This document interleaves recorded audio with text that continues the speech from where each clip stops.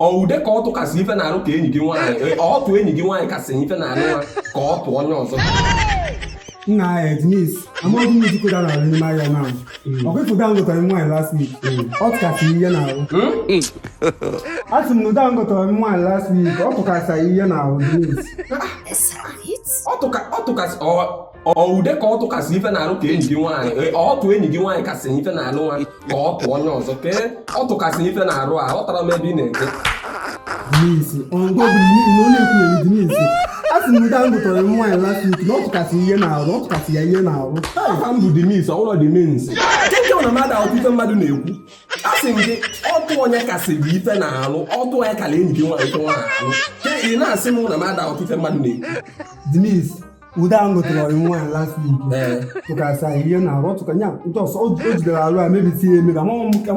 ka m esikọwalụ gị ya ghọta ọ ife ike ekwu na aghọtago m ya kịta isi na ụdị igote tụkasịrị enyi gị nwaanyị ife na-alụ isi ife ị na-ekwu sinsi na ọ tụkasị ife na-alụ ọ tụkasị ife na-alụ Denise jenọrọ anụ mgbe ọ bụ ị nọrọ ekwugheri nọ jenọrọ anụ biko